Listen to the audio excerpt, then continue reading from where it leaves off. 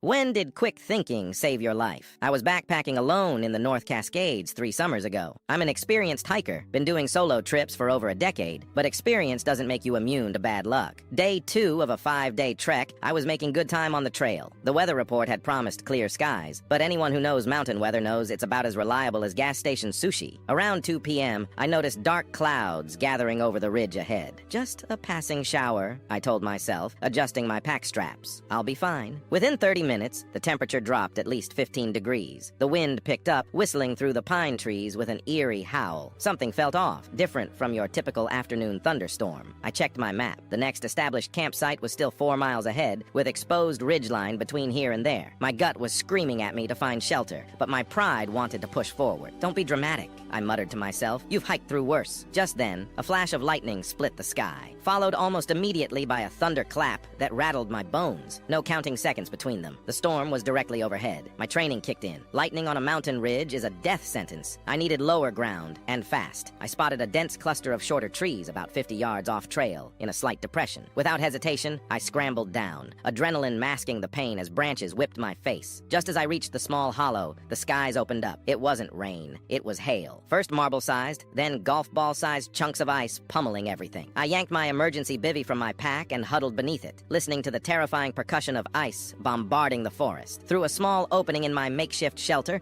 I watched in horror as a massive pine about 200 feet away exploded with a blinding flash. The crack was deafening. Splinters of wood flew in all directions as the lightning found its target. That could have been me, I whispered, my voice trembling. That would have been me. The storm raged for nearly 3 hours. When it finally subsided, I emerged to a transformed landscape. The trail I'd been on was now littered with fallen trees and branches. One massive trunk lay directly across the path where I would have been walking had I continued. As I hiked out the next morning, abandoning my planned route, I encountered 2 forest rangers heading up to assess storm damage. "You were out here yesterday?" one asked, eyes widening. "We recorded over 70 lightning strikes in this area. Got reports of 3 hikers injured up on Cascade Pass. Almost made a really bad decision," I admitted. "Something told me to get off the trail when I did." The older ranger nodded solemnly. "Smart move. We're still trying to reach a guy who was reported overdue. His last known location was that ridge you were heading toward. Later, I learned they found him. He hadn't been as fortunate."